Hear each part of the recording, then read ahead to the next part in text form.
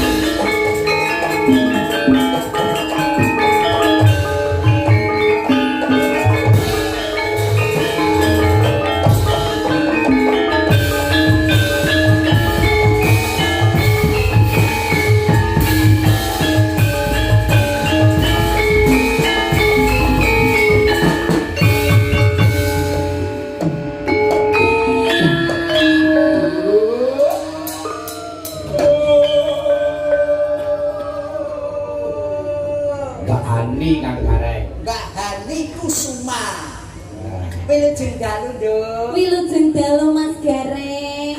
Tak dalan. Nggih, Mbak Hani. Pripun pawartosipun? Alhamdulillah isih waras ya, Mbak. Tasih waras nggih, mboten semangat. Mboten. Ngapunten pipise nggih lancar. Oh, lancar.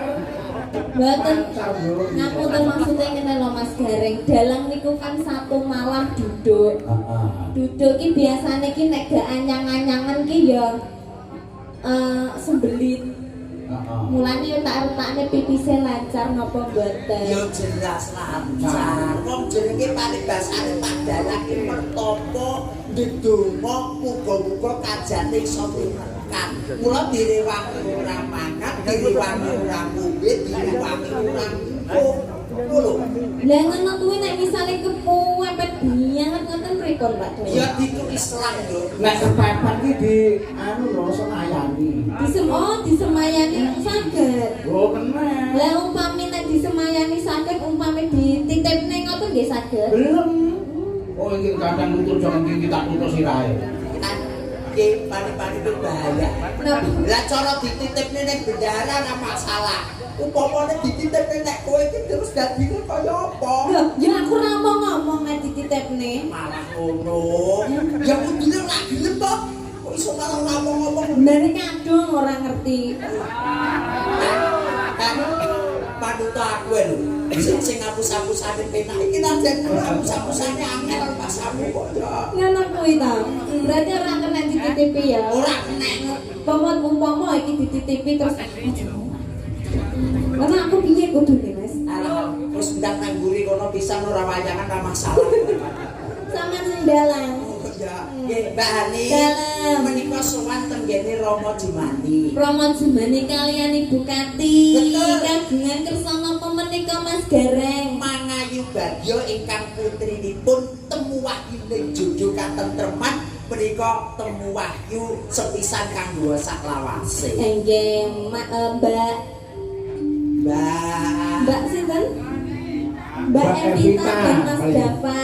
dan Mas Dava. Nggih, mugi-mugi dados temanten ingkang sakinah mawaddah warahmah. Amin. Langgeng anggenipun bebrayan. Amin. Boten wonten ingkang misahaken awit wonten donya tekan-tekaning belahan. Amin. Mugi-mugi enggal pikantuk momongan ingkang soleh lan soleha. Amin. Mugi-mugi enggal rezeki ingkang kathah barokah. Amin. Kagem Ibu Kati kalian Bapak Jumani. Amin. Matur sembah nuwun sampun nimbali sakeluarga sekeluarga. Dalang Ki Marsudi bawa leksana sak rombenge. Amin. Dan Iki Sabtu Arga iki sing anyar, mergo iki notane yo urung diklothok. 150.000. Jabang bayi. Yo bubuk iki ora mobil kan ya. Ora ngerti yang dadakan to, Rek.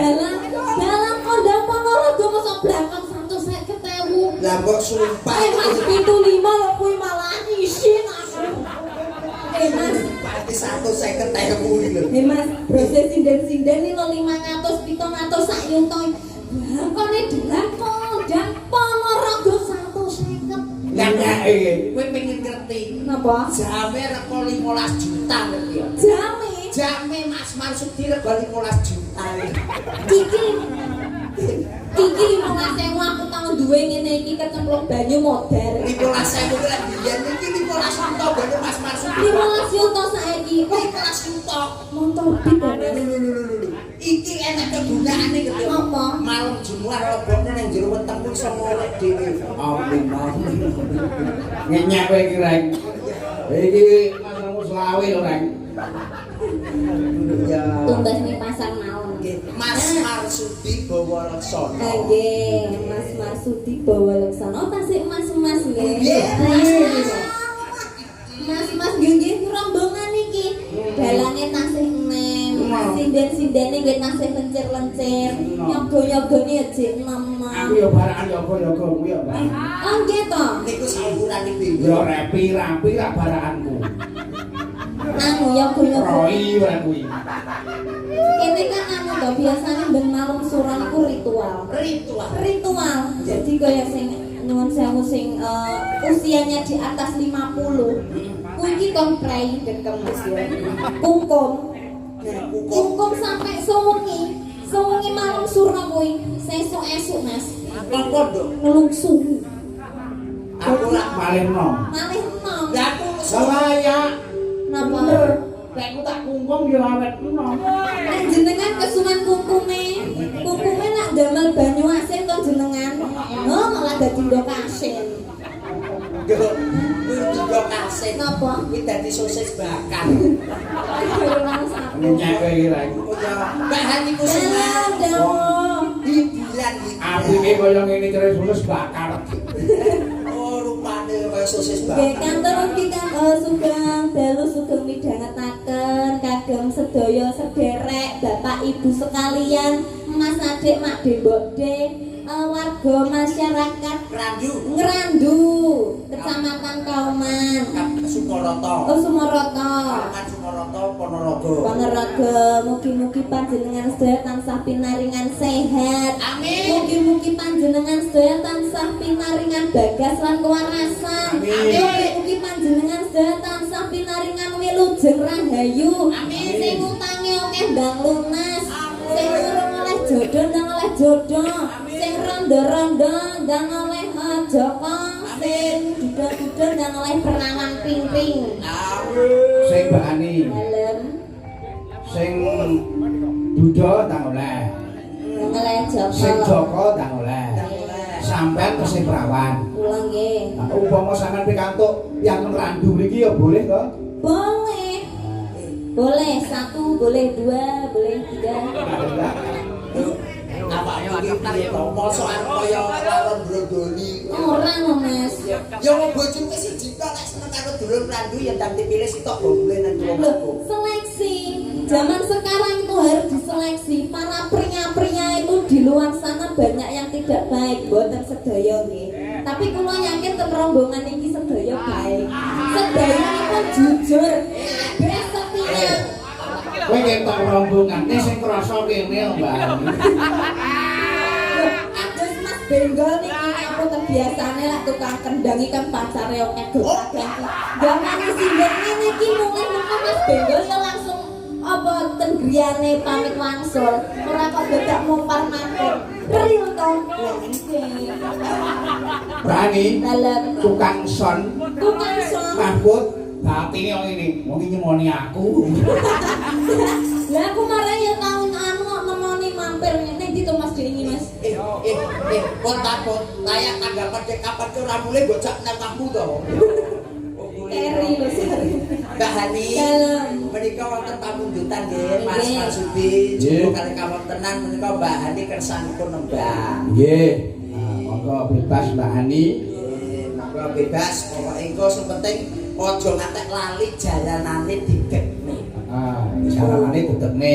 Nggih, wonten pamundutan napa mau?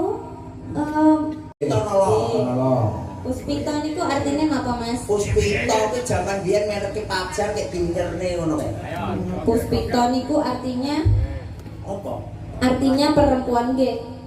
Puspito ki ya pito ki ya kae jaman biyen sik. Masa ta? Puspita ki ya pus. Puspito iku keindahan, Mbak. Keindahan. Utawa keindahan. Kuwi jebule nek kowe ngartekne kuwi padha karo nggonku. Apa? Pus jepito. Ya ora apa-apa nduk wis nggih lagu ae. Kuwi lak tunggale susus bakar to. Puspito nolo. Kadang ya wasin. Sosis bakar iki lho nek kok kan bumbu. Kadang ya panas, ora mesti Kadang ya pedes. brindil-brindil. Kadang ya sok ireng gosong ngono. Kaya kegede-gede nek bakar. Kadang kala ya malah gumedi mekar. Ya sosok ya mungkret barang lho. Monggo Puspito nolo mungkret. Bocah kene kaya wis genah ta. Lho genakan niku namung teori to, Pak. Oh, teori. Teori mawon, prakteknya nggih. Ayo. Monggo Puspito nolo Mas Benggol. Yuk. Ya, Puspito nolo. Ya, Puspito nolo rokok lintune Mbak Ani di mana, Mas? Oke? Oke, Jos? Puspito nolo, oke? Ya. Oke, tenang deh. Ki pokoknya kabeh iki iso lho kan. Biasanya musik ya ada, tapi malam hari ini khusus klasik. Oh, ngaten. Iya. Oh, lah niki musisine tilem kok, Mas. Kowe ora turu ki, Dok. Kuwi topo. Topo ya. Iya. Monggo Mas Benggol, nggih, Puspito nolo. Yuk. Yuk. Iki kok joget kuwi. Itu jogetnya mesti kepenak. Ya, itu mesti ya Iya, betul kebagian sosis bakar. Karena udah kasih. Iso-iso bakar wireng nek kampung. Betul ya gosoknya gede-gede. Monggo pripun Mas Benggol napa digantos lintine Oh, pun? digantos anu niki buat teman-teman berdua. Ya, manut. Lestari siap. Monggo Aku Puspito melayani susu bakar si gareng ki sing selawinan 1000 wae. wong wis sapa wong kene 2.500 nyang ae. Beracun kuwi wis dijamu. Asep sipili sopiye Mas aku. Ayo Mas. Puspito nolo. Jare mau salep barang ya. Asli. Piye, Dok? Jogete, Dok?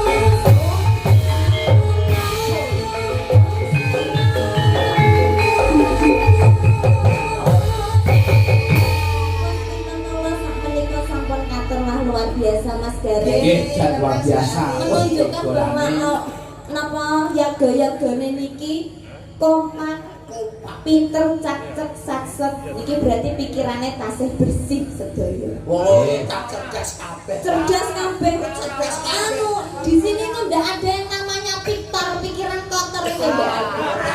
Enek sing rada suwe kuwi mau mergo kukian ngeslok. Lah, kalau kuwi sampun nggih Pak Dalang nggih Mas Gareng. Nggih, sembah nuwun Mbak Ani, rekan rumiyin menika. Jadi, ampun karumiyin Mbak Andi wonten Oh nggih, panjenengan. apa sak menika? Menika sakderipun wonten serat Buku kula waca rumiyin nggih Mbak Andi. Nggih, siap monggo. Sugeng dalu Pak Dalang sugeng makarya. Semoga lancar sedanipun saking Kang Suyat. Nggih. Matur nuwun panuwun. Nggih, doanipun mugi sukses selalu. Nggih. Wonten malih menika saking Mas Kawit. Nah, Assalamualaikum. Waalaikumsalam. Sange wilujeng dalu saking dulur dhewe badhe nyuwun gendhing setunggal badhe loncat kaping kalih ninggal katresnan. Gendhing punika kula kintunaken dhumateng Mbak Yu Sisum. Yu Sisum. Ugi Pak Puh Gimin. Pak Gimin. Lan Mbah Gito lan ugi kula kintunaken dhumateng warga sedaya ingkang wonten dalem. Matur sembah nuwun kagem madange mugi-mugi tansah pirangan sehat lancar rezeki. Amin amin ya rabbal alamin. Nggih matur panuwun Mas Kawin mugi panjenengan ugi sukses selalu. Amin amin ya rabbal alamin. Nggih. Tapi Mbak Ani monggo jan pilih niki ugi wonten pamundutan sesideman. Sesideman. Napa menangkani Terus mungkin jenengan kan jatil malih. Oh, jatil malih. Kudune nganggo sambel isih. Sambel. Sing nek nganggo sambel Mas. Sambel mergane ke mau wis ana sosis karo endok. Nggih. Dadi kaya. Wonten malih wau nggih panunan anteping ati sambel kemangi jendeng ya kawula kalang taruna Eyang Setono. Nggih. Karang Taruna jalukane ya lagu kawak-kawak lho Mas. Padang iki. Karang Taruna iki biasane ya ayang-ayang. Ya Kok kuwi piye? Biyen. Saiki yo ora yo kuntut manggung sing Pati Joto. Nggih, monggo sambel kemangi rumiyin. Sambel pemangi Mbak Ani ya. Joget untuk nggih totot nggih. Monggo Mas.